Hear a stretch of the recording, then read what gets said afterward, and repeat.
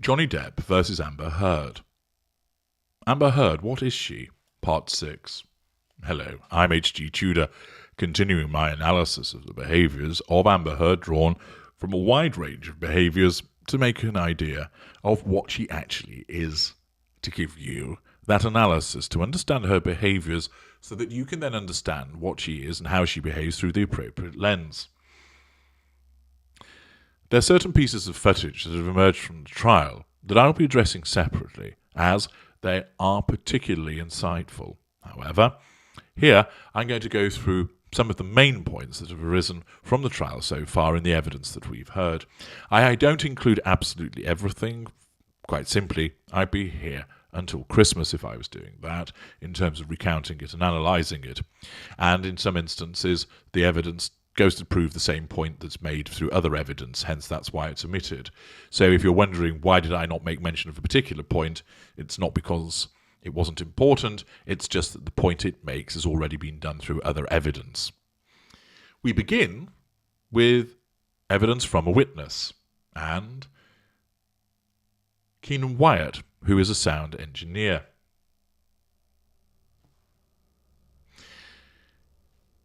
Johnny Depp's sound technician testified that the actor's ex-wife, Amber Heard, once yelled at him for talking to her on a plane. Keenan Wyatt, a sound technician who's worked on Hollywood films for 35 years, including Depp's Pirates of the Caribbean franchise, told the court in Virginia that the incident happened during a 2014 private jet flight from Boston to Los Angeles. Wyatt said Heard appeared to be giving Depp the cold shoulder. Nullification of threat to control by exhibition of cold fury, and was doing this on the plane. At one point, Wyatt said he approached Heard and said something to the effect of, "You know he cares about you." Wyatt said Heard responded by yelling at him. Now, ordinarily, a third party, perhaps speaking up on behalf of the other person to say, "Look, you know he cares about you," and it's clear that Mr. Wyatt, seeing that there was this frozen atmosphere between the two, was perhaps trying to be peace broker and to explain that that Depp cares about Heard. At that point, of course, Depp's painted black, and therefore anything that he does and anything that is said about him is viewed through that lens of being painted black. And so when Wyatt says, "You know," or words to that effect, "you know he cares about you," all that does is it's translated through that lens of black and is a threat to control. And therefore, Heard responds, supporting indeed what we're seeing, by responding with heated fury, by yelling at him.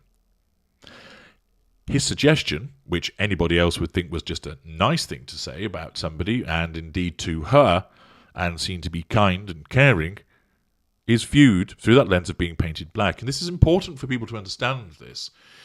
Many people think that in certain instances you can somehow manage the narcissist by toadying to the narcissist, by flattering the narcissist, by heaping on the compliments. But what people don't realise, and that's because often they have accessed material that's not provided by people who truly understand narcissism, is that when you are painted black, everything, and I repeat, everything about you is awful. Once upon a time, we said your nose wasn't that big. It was a noble and imperious nose, and we loved you for it. But when you're painted black, oi, Pinocchio, oi, big nose, you look like a witch.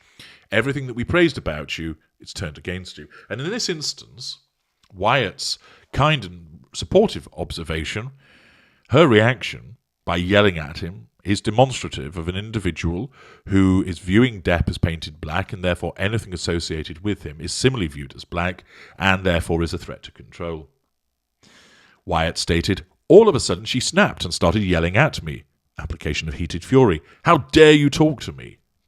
Haughtiness. "Get away from me." "So I went back to my seat and minded my own business," he said. She was abruptly loud. It was a quiet plane, and all of a sudden it got very loud. At several points during the hearing, Wyatt continued that he's never seen Johnny abuse anybody, ever.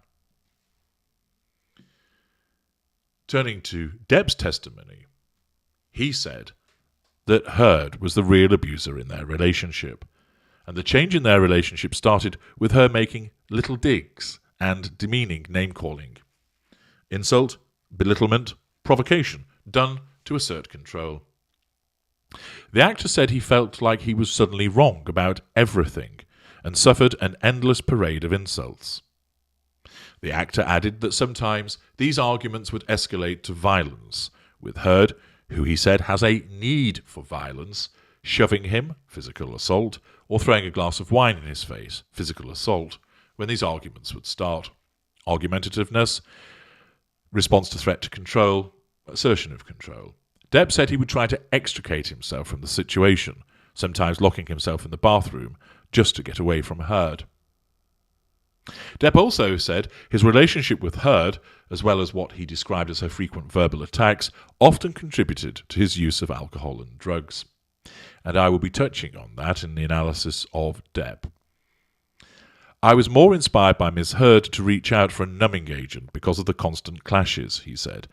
I had to have something to distance me and distance my heart from those verbal attacks.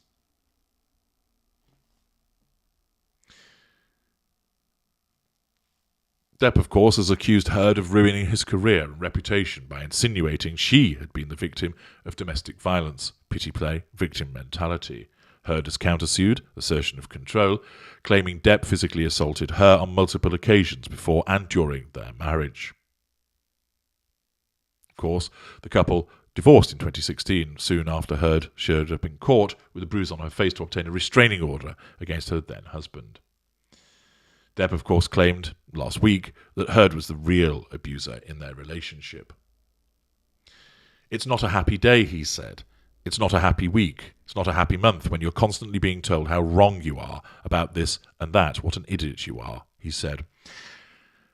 That is indicative of a sustained devaluation, that he's referencing the fact that he's being constantly, although he means repeatedly, being told that he's wrong about this and that. This demonstrates the shifting sands of an engagement with a narcissist, whereby you don't know whether you're doing right or wrong. You're damned if you do, you're damned if you don't.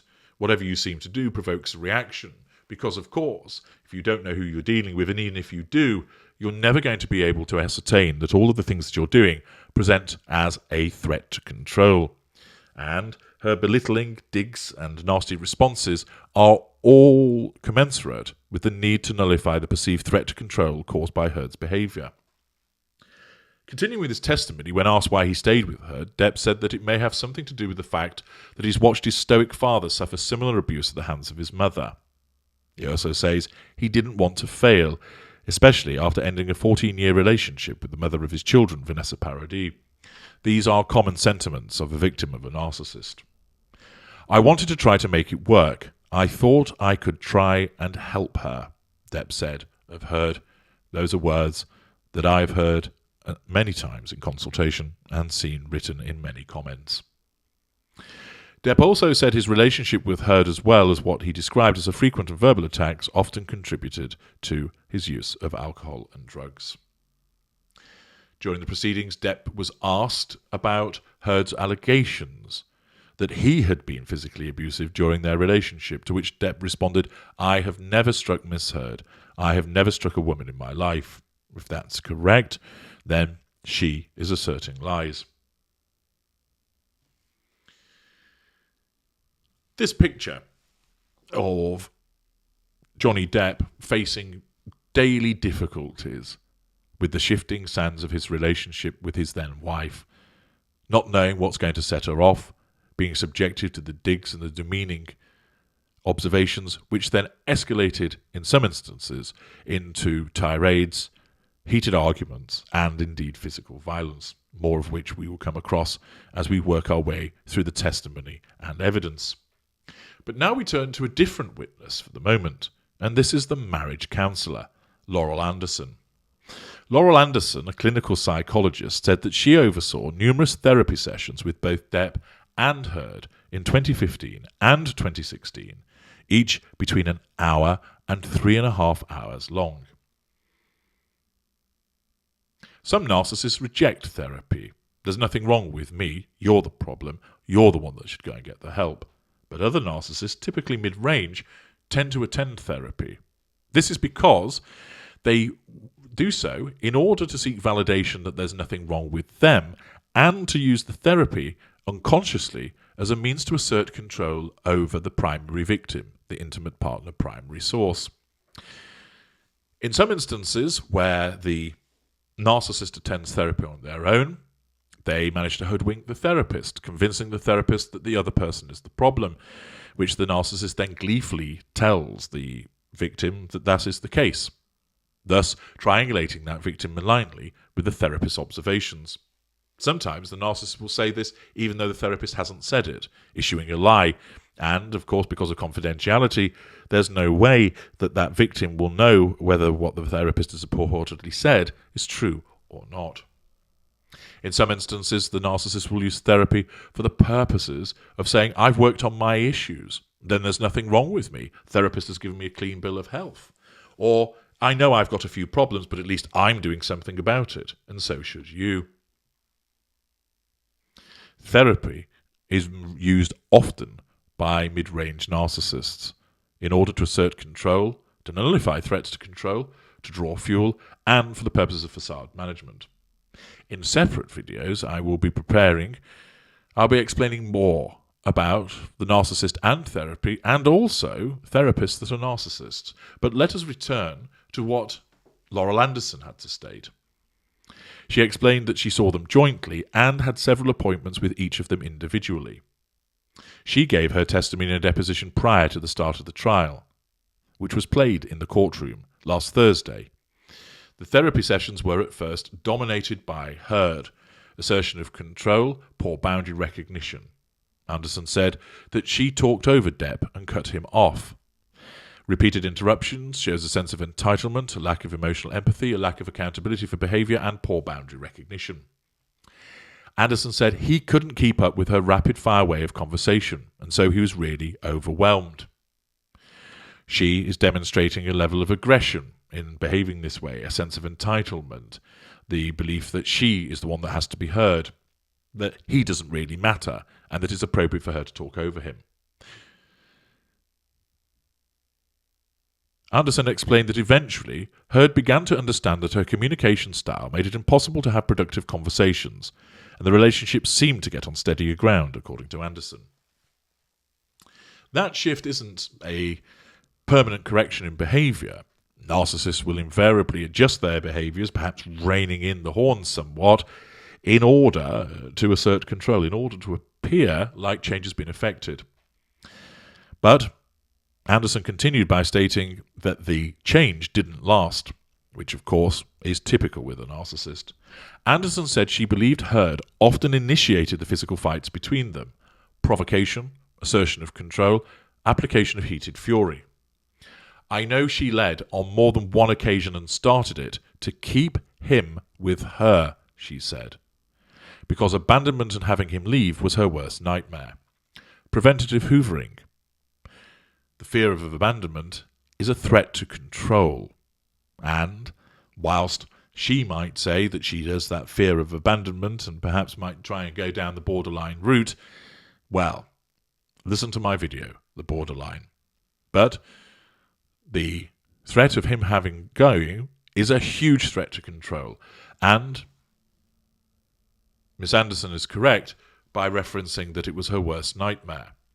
If Depp were to escape her, then, in such circumstances, this would cause massive wounding, resulting in a response which would mean that she would have to do something to prevent it occurring. And she was led to physical violence, arguments, in order to prevent that. Anderson stated in her testimony, I think he may have initiated on occasions too, that I'm less sure on, she continued. Heard said she escalated the fights by physically assaulting Depp in order to stop him from leaving, according to Anderson. If he was going to leave her to de-escalate the fight, something which Depp's testimony corroborates, she was going to strike him. Anderson said she would rather escalate the fight than have him leave. This is demonstrative of the threat to control that somebody leaving and walking away from a narcissist poses. In one solo appointment with Heard, Anderson said Heard described an incident where Depp was intoxicated and she socked him. Physical violence, assertion of control, lack of emotional empathy.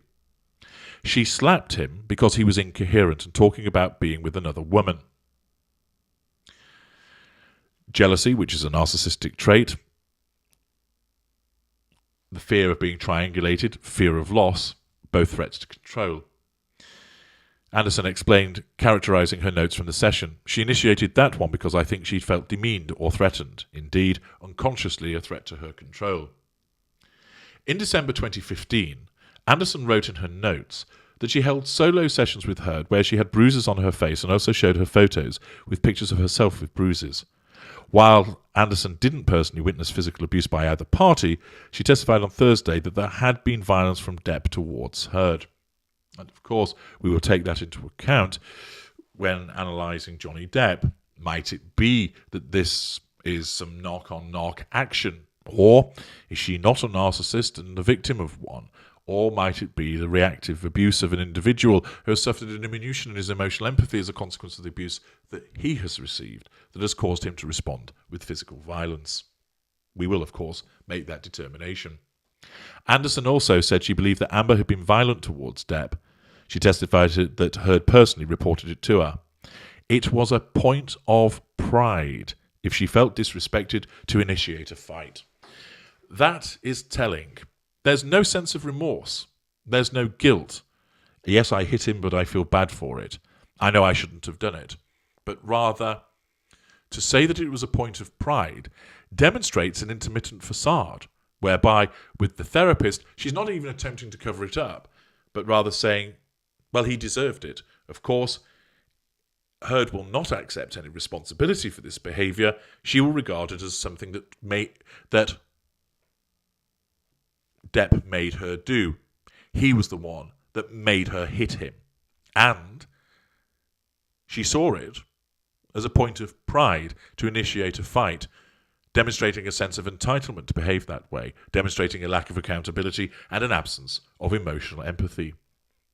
This evidence from the therapist, whilst potentially damaging to both parties, for the purposes of what we're discussing here with regard to Amber Heard, is particularly telling and continues to build up a picture of what she truly is.